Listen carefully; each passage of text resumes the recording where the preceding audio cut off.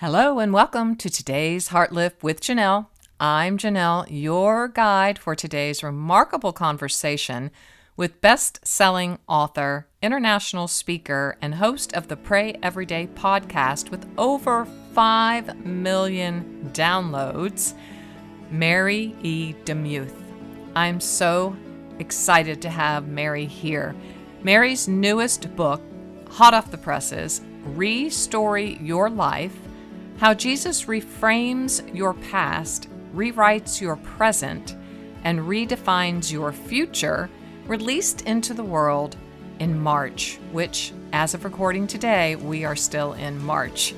In this deeply personal and theologically grounded work, Mary draws from her own experience as a survivor of childhood trauma to explore the intersection of faith, trauma recovery, and personal transformation. In Restory, Mary writes, "To be restoried, we must first be storied.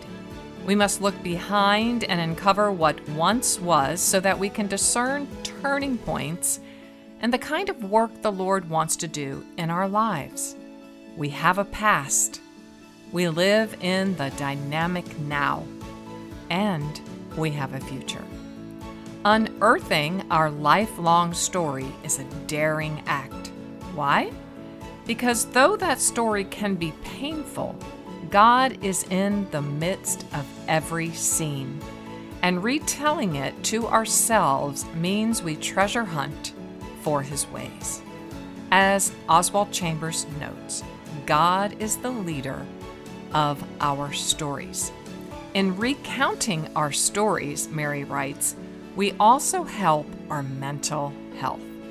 Two researchers, Drs. Duke and Fivish, have found that those who know the details of their extended stories have better mental resilience. Did those they studied know what their grandparents did for a living? Did they know how their parents met? After conducting research on many children and families and comparing their results to a battery of psychological tests the children had taken, Dr. Duke and Dr. Fivish came to an overwhelming conclusion. The children who knew more about their family's history exhibited far greater control over their lives. They had far greater self-esteem and told a much healthier story to themselves about their family and history. Friend, she writes, uncovering your story, even if the act of doing so scares you, is a gift you give your mental, emotional, and spiritual health. It's brave, but it's also a step toward healing. Heartlifter, this is such a great conversation with Mary, and this book is a guide for you to restore your life, and you are going to learn so many beautiful, beautiful, helpful movements to begin this work. Mary, thank you so much for being with us today on the show. I am so grateful that you are here to help us restore our lives.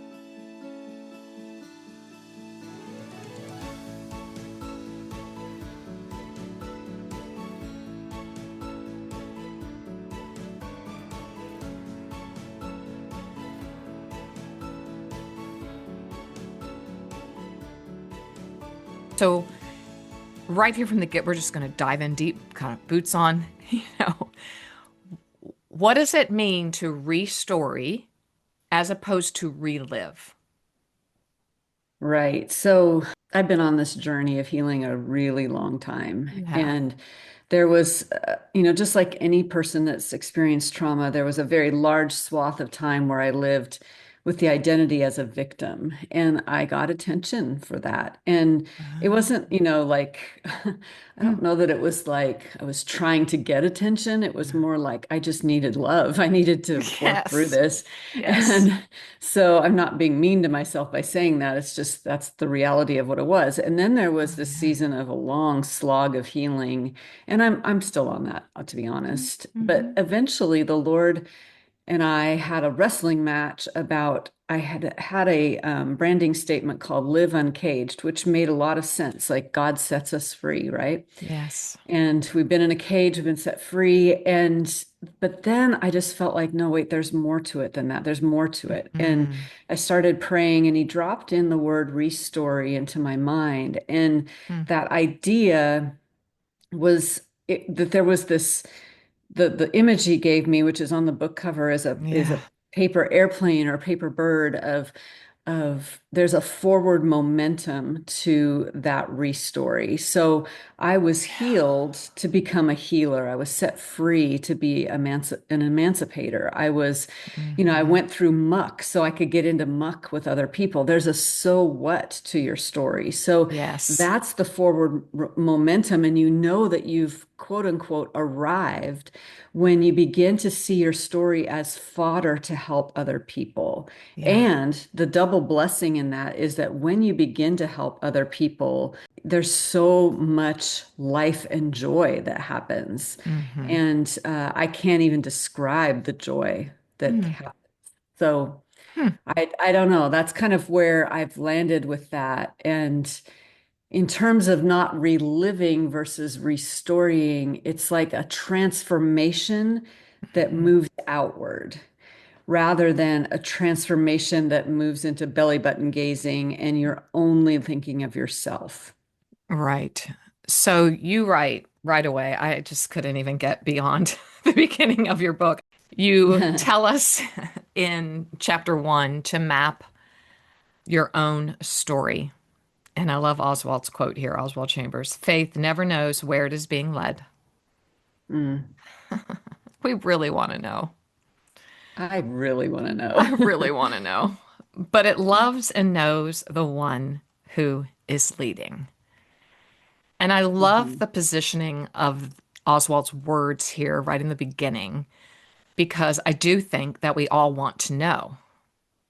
We want to know where we're going. And if you have experienced Yeah. childhood trauma like you have in Heartlifters, you will get all of the links to her beautiful website. Mary, your website is an incredible source of healing.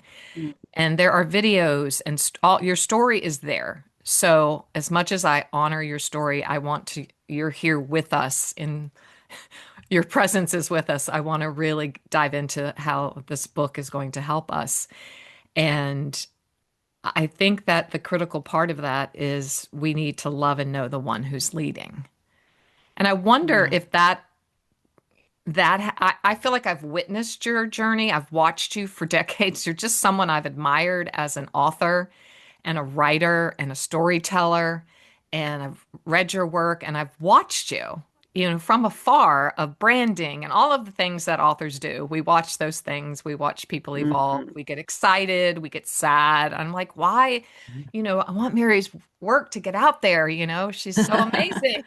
But I have a feeling, God's timing is absolutely in the right place and space for you. But to map your own story, you had to map your own story. Okay. So, all that being said, I would compare the work that you're doing in this book to uh, a modality we call narrative therapy. And it's such a Mm. beautiful, beautiful way of working through trauma. And is that safe to say that's what you're inviting us into is to shaping a narrative? Yes, and to it not even just shaping, but examining it and being Yes. willing to actually write it down and see it. Yeah. One of the things that I bring writers through, I do these writers intensives in Europe No, every in year. France. Oh my gosh. France, now Normandy, so I'm super No, excited. I just Normandy, looked at it. France. It's So amazing. great. But one of the things I have them do, this more intermediate writers, is I have them do this, but in their writing journey. And I have them write a story arc. And it's just like a chart. There's not like paragraphs or sentences. And it is one of the most transforming things that I do Mm, because we begin to look back and go, oh my gosh, well, that makes sense now. And this and yeah. that are connected. And I can see why God has me be a writer and, just those kinds of things. So if it's Right. helpful in the writer sphere, it's very, Yes. very helpful for our lives just to Yes. examine, an unexamined life. It's not We worth just living. keep, That's what they yeah, say. and it does. But it also means that we will repeat We the will. things that we hate repeating and the things Hmm. that we vowed we never would do. And so you Hmm. have to first examine with the holy light of Scripture, with the holy light of the Lord, with the kindness of the Lord, with community, all those things. But we Hmm. have to, nothing ever grows well in the darkness. It needs light to grow. So we need the Hmm. sunshine on that story. Very much so. And I think that um, the great power is page 13 and 14 are just, I must read. To be restored, we must first be storied. Hmm. We must look behind and uncover what once was so that we can discern turning points and the kind of work the Lord wants to do in our lives. We have a past, we have a dynamic now. Love the placement of that word dynamic. And we have a future. Unearthing our lifelong story is a daring act. Why? Because though that story can be painful, God is in the midst of every scene, and retelling it to ourselves means we treasure hunt for his ways. As Oswald Chambers notes, God is the leader of our stories. In recounting our stories, we also help our mental health. Wanted to just go into this because I speak a lot about this myself, about making meaning and how critical it is to make meaning of our stories in order to make peace with that, in order to move forward. Two researchers, Doctors Duke and Fivish, have found that those who know the details of their extended stories have better mental resilience. You talk about mental resilience later on, too, as a gift. Knowing your story is a gift you give your mental, emotional, and spiritual health. All that being said, knowing our stories. Okay. Sometimes our childhood trauma is so deeply unconscious and subconscious, and you talk about Hmm. this, and we don't even know. I am 66, Mary, Hmm. and when this happened to my heart on July 30th, I was just like, you've got to be kidding. You just have to be kidding, God. There can be no more that I need Hmm. to unearth. Hmm. You're There right. just can't be. Like I really do my work. And he's like, Hmm. yeah, well, yeah. But as I reflect now, I had been crying out to God, and you talk Hmm. about how you cried out to God for decades Hmm. to help you understand.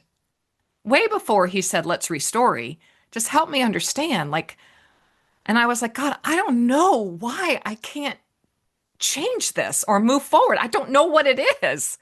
I am dumbfounded, Hmm. you know? And he, in his mercy, got a hold of my heart and said, okay, we're gonna set you down for a little while. And so I think many of our heart lifters who are listening and have had childhood trauma, little t, middle t, big T, or trauma in general, it's so deeply embedded in our subconscious that we don't know. So one thing that I did that you encourage, and I feel so validated by your work, is I got out all my journals. I'm so grateful I'm a journaler, and especially the last 4 years. And I just spread out paper and I timelined it. And I was like, I read them and I felt shame, which is not a good Mm, thing. Then yeah. I gave myself self-compassion, but I was like, "Oh my gosh, who are you? Why would you keep doing these things?" And God in his mercy showed me. So, Mary, you encourage us to do that. Where does someone start? Where's a really good starting point for someone to begin to restory? Let's say today they're hearing this and they're going, I don't have a clue, but I really don't like the way my life's going. What is this storytelling framework that you are offering? How do we start? One of the things I think is really helpful is if we have someone in our life who loves us really well, is to start with that community. Hmm. Because my friend Jim tells this metaphor, this story of we are salad dressing inside of a salad dressing bottle, and we need other people to read our ingredients because we cannot read our own ingredients because we're all messed up with olive oil inside the salad ingredient. Oh my gosh, that's And good. and so I would say like a very nice first place is to ask someone who loves you really well, tell me my story back to me and listen and be willing to hear it. Because sometimes we're so inside of ourselves Hmm. that we're not objective enough to be able to see what God is doing. And they can Yes. often pull out things that are beautiful that God is doing, but Hmm. they can also pull out things of repetitive patterns that we have that we might be confounded by. I would also say that it does take some bravery. And I tell people often, and I'm sure I mentioned this in the book, that an untold story never heals. And Yes. so almost all Yes. trauma, not all, because you could be in a house fire, but almost all trauma involves another person. Yeah. And a relational wound requires a relational cure. And so Ooh. being able to tell your story to another relationship is really important. Now, if you have a secret Hmm. and let's say you were sexually abused, you've never told a soul. Yes. Um, I would say a really good first step is to either say it into your phone alone in a room or Mm. write it down if you're a writer like us, Hmm. and then ask God for a safe person. That person will probably pop into your mind immediately, and Yes. either push the paper across the table to them or hit play on your phone, get it out. And that Hmm. and that's the beginning Hmm. of healing right there. Yeah. I love how you it's just I'm still in chapter one, Mary. You begin on page 11 with because you are such a beautiful writer, but I do believe that we all have this capacity to put our heart on paper. Really do. I believe the Holy Mhm. Spirit will help anyone who says, I'm not a writer, I don't journal. I'm like, well, it's proven the power of the pen to write down and what the connections that happen in your brain. But you storied Mary of Bethany. Mhm. And I will be reading that to Heartlifters so they can kind of have a meditative experience with that. But I think it's a really great idea and to sit down and fictionalize it in a sense. You know, you're not fictionalizing her story, but you are writing it from her eyes and how she saw it, and it's just so brilliant. Mm. And so I think that would be a beautiful way, like you're saying, either speak it into your phone or just spend some time. Like I've done it myself, like little Janelle, little Janelle here and there. And it's like a salve, and you say that in the book. It's like a salve for your soul. So we'll take a pause. I'm not going to read the whole restoring of Mary of Bethany, but I want to read you a little part. It is in chapter 1 of Mary's book, Restory. I have always been a girl of many questions, so many that father often jested that my name was the questioner. Mother simply scolded my curiosity, but mother and father are gone now, dust to dust. I find myself missing their presence. Now I live in the foothills of Bethany with my dear brother Lazarus and my industrious sister Martha, and still I have questions. I'm aware of the protocols of my religion. As a woman in a world made for men, I cannot ask questions of the local rabbis, nor can I worship fully in the temple as Lazarus could. But my heart, oh, my heart longs to know the Almighty, the Rescuer, the one who led the remnant back from captivity. This same God made impossible pathways through a sea and then a river for my people. He vanquished enemies aplenty, reaching from heaven to protect us. He provided a leader in Moses, judges like Deborah, and kings like Solomon, all to give us needed guidance and a direction. And to worship him, we had a tabernacle, then a temple, a pathway from out to in, from away to welcomed, from alienated to held. All I have ever wanted has been to know this pathway for myself, to discern the intricate twists and turns of knowing my Creator.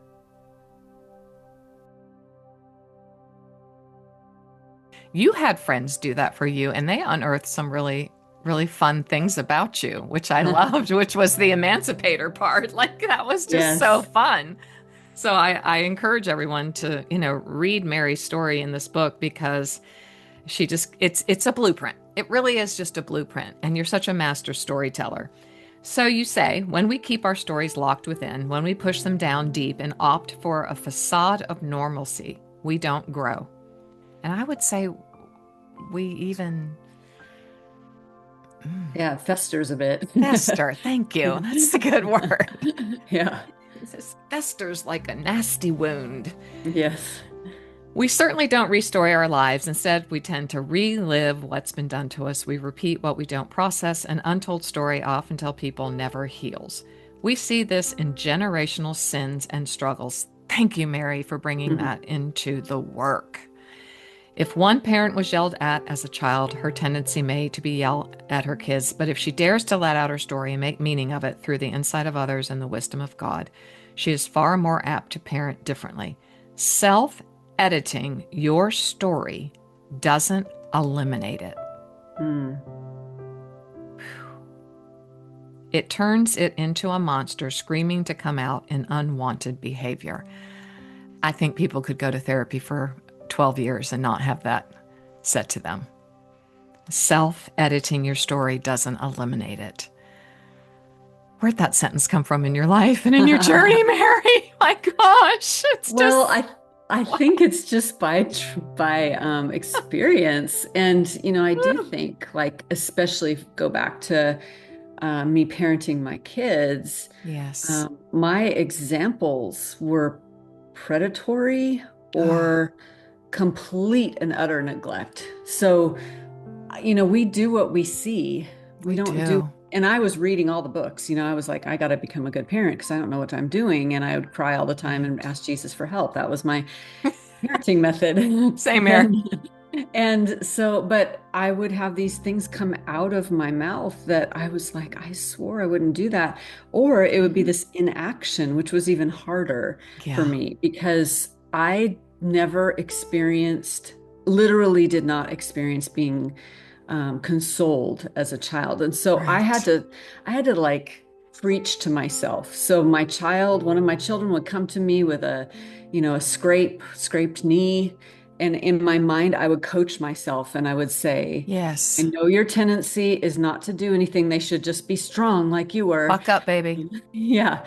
And I would say, self, I know this doesn't seem natural to you, but that's good. You need to get down on their level. You need to give them a hug. You need to cry with them. You need to give them a Band-Aid, and you need to empathize. And it didn't come naturally to me at all because I did not see it. And I was, I've had to apologize in adulthood too to my kids. Oh, heavens to Betsy. That's a whole nother.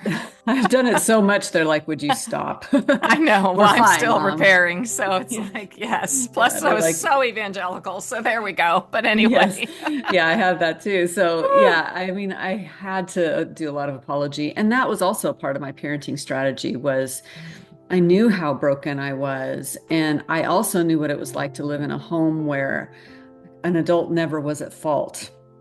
And that Oof. therefore I internalized that every divorce that happened, every bad thing that happened was always my fault. Your And so fault. I, to the nth degree, I would apologize to my children. I'm Hmm. so sorry I was mad. I raised my voice. Please forgive me. That's not what Jesus would want. I was Oh, just I doing know, that all the I know. time.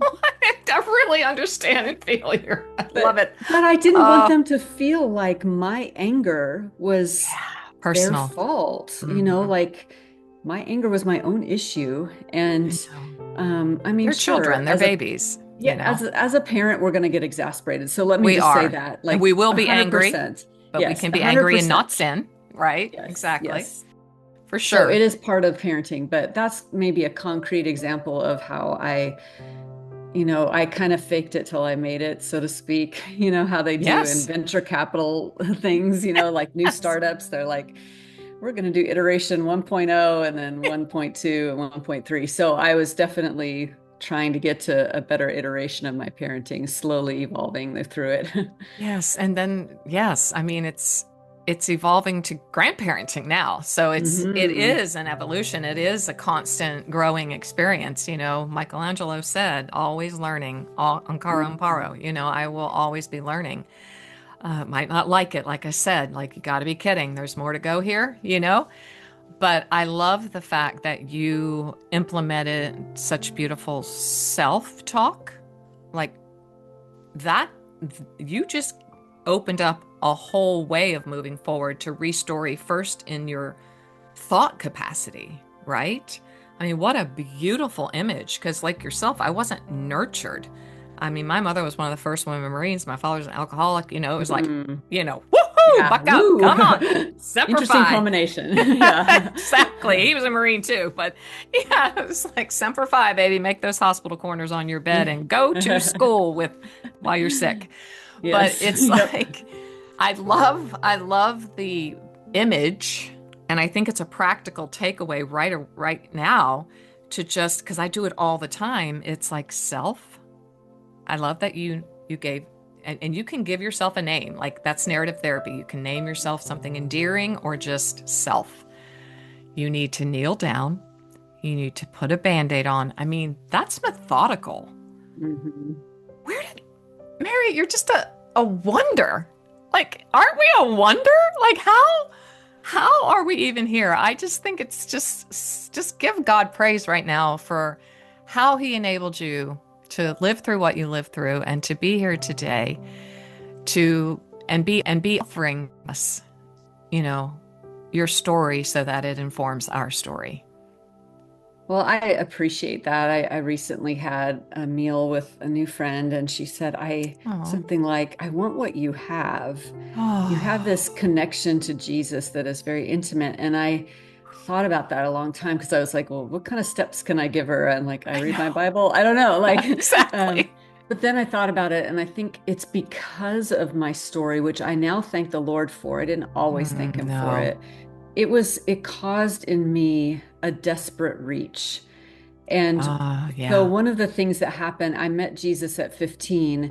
And Hmm. then, I met all these Christian friends, which was great, but I was very confused by some of them because some of them were out partying and I would go to those parties and I would cry in a corner. What are they drinking? And I was that Mary, girl. I oh, was really a it's fun person to be precious. around. But I didn't, I literally, they had stable upbringings. They were raised as Christians. But I couldn't understand, how could you do that to Jesus? He saved my I know, life and I so could never do that precious. to him. So I just had this like clinginess Yeah, because he truly, truly rescued me from under, suicide. Like he rescued me yes, from utter I should not be here. I should not be here on so many levels. And yeah, so yeah. that I think is part of the secret Hmm. of having Jesus be real to you is this kind of holy desperation for Yeah, him. I love that. And when I had nothing else in my life, he Hmm. came in. And Hmm. I'm so grateful for that. That's why I'm okay today, I think. Yeah, I think he says, "Blessed are those who hunger and thirst after me, for they will be Hmm. filled." Be And I think satisfied. it Yeah. and satisfied. I love that even better. Yeah, that translation. I think that we're in a time again, I feel like, where that desperation is much needed in our seeking of God. And you mentioned in the book that there are times when you didn't feel he was near, but you called that a period of holy quiet. Mhm. And it just didn't get lost on me. And it's like we don't really, I mean, I'm first in line here, give space to that, even when I'm desperate. It does still require holy quiet. It requires those contemplative practices of stillness, silence, and solitude that, quite honestly, not many of us really enjoy too much. I mean, I do now, but in the beginning, I did not. And Mhm. so, in that holy quiet, all right, we have desperation, holy desperation, crying out to God. And sometimes that cry is just, God, please help me. Just help me. I really don't have any more to say, but help me. And He will. So be ready for how He will help. And so that will lead to having a living presence like that woman saw in you, which is there any more beautiful thing to be said, about someone that I want what you have? Yeah, it was humbling. It is humbling, and it's beautiful. I really want to know what the so what in your life means. Discover the so what. I am so curious. I want to hear it from your very own mouth what that means and why that's important and why I got a whole chapter. Yeah, so it has to do with intervening in other people's lives. And like I remember this is a funny little memory, but I was at DFW flying somewhere, and we have these really large and long escalators to get up to where you would Oh, take the train. deep, right? Yeah, they're super long. And this lady fell off the escalator and just kind of tripped and fell. And I couldn't help but just run to her. And there Oh, was all sorts of people oh, around that didn't do anything. oh, And I was like, well, I can't not do something. And I think that's right. part of the so what. It's not only outward. I think, it causes Yes. me to love people because I felt so alone. I don't want other people to feel alone. But I think it's also inward. The so what is so that you have this story, you walk through healing so that you can be a healthy follower of Jesus and one of Mhm. the little pinpricks of light in this dark world. And, I credit N.T. Wright to some of that thought, which is my husband's favorite author, Oh, where he talks about a lot of times we as evangelicals, we think the goal of meeting Jesus is delivering me from hell and delivering yeah. me to heaven, Yeah. forgetting this whole idea of the kingdom of God, and that when we pray, your will on earth, as it is in Hmm. heaven, Hmm. that is like holy warfare in one sense, but it's also this beautiful part we get to be part of now, this kingdom of light, and Yes. we get to step into dark places. Now Hmm. that's what's hard for me right now. I'm being re-triggered because of Mm. Epstein file things. And Oh, as a yes. sexual Oh, abuse Mary. survivor, it's just been horrible. And Oh, there have Mary. been many times where I've been like, okay, uh, Mm. this doesn't seem to be getting any better. And Yes. telling the truth doesn't seem to matter, and all of that. And so there's just Yeah. this so what is I'm still going to stand in those dark places Hmm. because someone out there needs to see some light, and Mm. someone needs to see that it is possible to have the most horrific things done to you and still have a life that is worth living. Yes. How did you never give up, Mary? I don't know. Okay, I know. What a I big question. there Well, were step lots of one, step two, step three. No. there were lots of times, especially during those dark nights of long slogs of healing where Hmm. I really did want to. I think that's when my holding to Jesus was maybe like my pinky holding on to him, but he was Yes. still grasping me. Mm-hmm. There's that scripture that he lifts us out of the pit, out of the miry clay, Mm-hmm. sets our feet on a rock, makes our footsteps firm. And then after that, it says, many will see and understand. So there's Yes. this whole beautiful thing that I'm in that miry clay, and I live in Mm-hmm. North Texas, so our soil is, you can make pottery out of our soil, which means I have to Wow. buy dirt all the time. Home Depot sees me coming, like, how many bags of dirt do you need? But this miry clay, and I've made Hmm. the mistake of trying to work in my yard when it's muddy, and I just slip Oh, everywhere because oh it's yeah. clay. Sure. So I think a lot of that's a really nice metaphor It for the is. healing journey is we're in a pit with miry clay, which means Mm-hmm. we cannot climb out because we slip and we need the Correct. hand of God to rescue us from Yes. it. In the hands of others, as you have already Yes. said. Yep. So that Mm-hmm. picture there reminds me of the hero's journey, and you explained it. And I'm Mm-hmm. so grateful because you don't really find the hero's journey translated into Christianity very much. And so I do No. appreciate it. No, I appreciate it that it's in your book. Could you explain for my sweet heart lifters? I can see that when I asked, how did you never give up? I think of Pilgrim's Progress. I think of, Hind's feet on high My places, places. those Yeah. beautiful allegorical visions that we've been given of the murk, the muddiness, as you write about in the middle of the book. Like, how do you keep going through the muddiness? So the hero's journey would call that what part of the journey? If you know by my, I have the picture. Yes. So, I mean, there's a whole arc there Yes. of it begins with the normal story world. So, like, I think Mhm. I walked through The Wizard of Oz in the book where Yeah. you see Dorothy in her normal story world. And, things are kind of complicated in her life. And then this tornado comes, which is the inciting incident. And Yeah.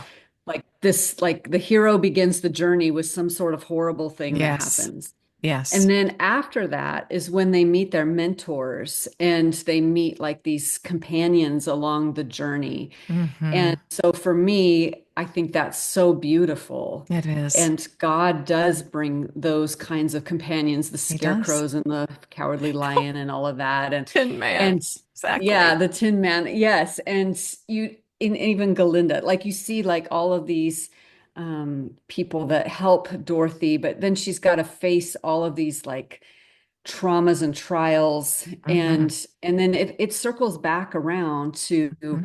kind of where you began and Yes. and finally realizes she had the power all along, I but she know. had to go on this journey to understand it Mm.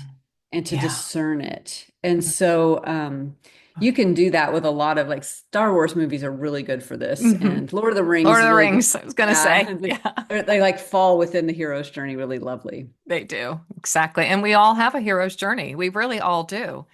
And I think that leads me to something I've taken away from 13 years of walking with people through trauma is perhaps, and I don't know if you do address it, I think. It is really difficult, Mary, to embrace a new narrative. To me, Yes. it's really hard to be happy. And I keep thinking maybe that's an article, but maybe a book, because I just want to be able to give someone, it's really hard to be happy. It's like I watched so many of my clients during that time move through healing and then feel peace and not know what it was. Like one woman in particular, just what am I feeling? Like freaking out because she felt peace. And I remember just sitting with her and going, let's just let this soak in. I think what you're feeling is peace. And I've just found in my own life, why? It is just so hard to embrace a new narrative and be happy. What is with that? I've struggled with that a lot because Oh, I feel good. like, Like being alone in my struggle. yeah, you're not alone. And yeah, like because my normal was chaos, my Yes. normal was neglect. And so I would freak out if things got normal or okay, like if I Yeah. was okay. And I would Right. just wait for We're the next happy. shoe to drop. That's it. And I've that's heard that not so many a, times. Yes. yes, that's very normal. I think a lot of us are that way. I'm learning. So I'll tell a little story about it. So when I was in Good. college, I was a runner. I still am a runner, and I'm Hmm. a bad runner, but I'm a runner and jogger. Let's say jogger. You're a jogger. Um, I love it. and I'm from the Pacific Northwest, and so I was going to college in Washington State, and it would rain a lot. And I was kind of a fair weather runner. So if it was raining, I would go into our workout room on the college, and they had this indoor track that was about an eighth of a mile. And I would run around the track. And initially, what I would do is I would just recount every lap would be a year of my life. So I would think back Wow. to when I was 1 years old, and I would just remember what happened if I could, and two, and three, and four, and five, and then all the way up to like 19 when is how old I was. And Wow. I did that for a long time, and it was kind of my way of processing my story, which Your also timeline. almost EMDR because your eyes are Yeah. tracking, and I think a lot of my healing has happened because I'm a runner. And then Yeah. what it turned into was I began to ask the question, where was God? And at first it was, I don't know. But Hmm. eventually, as I continued those laps several times, I would Wow. find these little breadcrumbs of the Lord and how He would have, how He rescued me here, where He was there, what good Mm-mm-mm. came out of that. And that really has helped me. And so, my encouragement to listeners is maybe you're not going to run on an indoor track in the Pacific Northwest when it's raining, but you could do that as you're taking a walk. You could give yourself Yes. a minute for each one and just begin to recount just the narrative. And then after that, recount God's handprint and his Mm-hmm. fingerprints all over your narrative. So I think metabolizing is a great way to connect with your body and to feel your body. I was a dancer and dancing saved my life, I think, for sure. Just helped give me a way of expression. And I think that's a really good practical way to understand and how to move forward. So it is possible to be happy. It is possible to restory in order to live in joy. And you talk about the one of the most beautiful sentences. Let me just get it out here. Living a restored life, moving forward with peace and resilience. Take an uplifting look at what it means to embrace a new narrative rooted in joy, resilience, and the unshakable peace that comes from Jesus. I think we as Christians as well, you're bringing to the table that beautiful word resilience. Talk to me about why you included resilience because you're lighting up. I love it. I love it so much. You love words so much. So, I think that's it. Resilience is, I mean, it has a connotation of joy, but it also has a connotation of perseverance, of yes. you get hit and you get knocked down and you get back up. And you see some of this language in Paul's letters, like how many times he was beaten with rods and all of Mhm. that. And he just kept going. And I that's, know. holy resilience right there It is is. to continue on. And I attribute that to the Holy Spirit living within us, Yeah. who gives us the power to will to work for his good pleasure.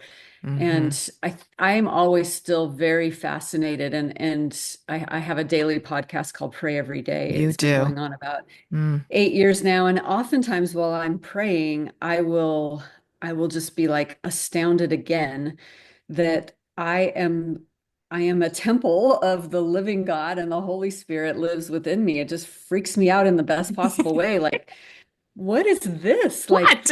I have more than King David had, King Solomon. I have more, we had this like lighting on and coming off and lighting on and coming off. We have it 100% of the time. And that is the arbiter of resilience for sure, is being Yes. able to access him, which means, the act of surrender. It means Hmm. repentance. It means Hmm. I am not God and he is, and Hmm. I have to acknowledge my own neediness. Yes, exactly.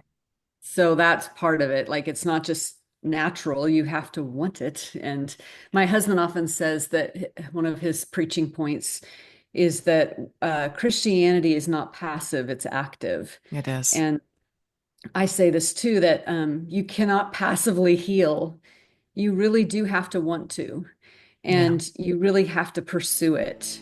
Yes. Because I can't just lay on the couch and expect emotional healing to happen. Now, rest is important. I'm not saying don't Oh, rest. We should rest. I have, in terms of the pursuit, I have yes. to be so desirous of not being tainted Yes. that and not repeating those patterns from the past, that I am reaching. I love that word. I love reach is one of my most favorite words. And I think when you go back to the miry clay, I mean, it is a reaching out, isn't it? It's an extension. It's, I won't stay in this spot. I won't stay stuck. But there is a certain, it's a battle. It's just a battle. And we have to put on the shield and hold the breast, all of those things in order to continue on in our healing. So I appreciate that. What I want to do when we're closing, though, Mary, is this little book, your little book, a little mighty book, The Freedom of Surrender, because I love your artwork. I have your cards, your greeting cards. I send them to everyone. I love them so much. I love your Etsy store. I am just a fan because I love words, and you put the words with pictures, and then I'm all happy because my senses are all being activated. and that's a very important part of healing is the five senses. Sensory is what heals trauma, in all truthfulness. So in the Freedom of Surrender, you give us 40 devotions. And so I see this as a companion. It probably wasn't meant for that, but it is such a companion to the Restory book, because here's 40 days where I can surrender, because that's what restoring begins with. It has to begin with. It does. Right? I just love that you have given us this little guide that's so easy to just slip in my purse when I'm on the way to wherever I'm going, when I'm going to be sitting, and you give us all your little artwork. It's awesome. My little donkey. Look at your little face. I love it. It's so cute. I love it when you get so excited. I just love it so much. So I think that you need both of Mary's books as a companion to begin to restore your life. Mary, I don't want to let you go, but I must, because it's launch day and you have books to launch. And I just thank you so much for your perseverance, because you stand in the center of your family and spheres of influence as a true heart lifter. You really are a woman who's been committed to healing her heart, mind, soul, and body. Thank you so much. Thank you. Thanks for listening today, Heart Lifter. I am just so blessed by this conversation with Mary. Her wisdom, her experience, and her knowledge about the journey of healing is just right at home here with us. Be sure to grab a copy of her books, Restory and The Freedom of Surrender. You can find them at Mary D. Muth, MaryDemuth.com. Meet me over on Heartlift, on Substack, and at Instagram at Janell Reardon. Until next time.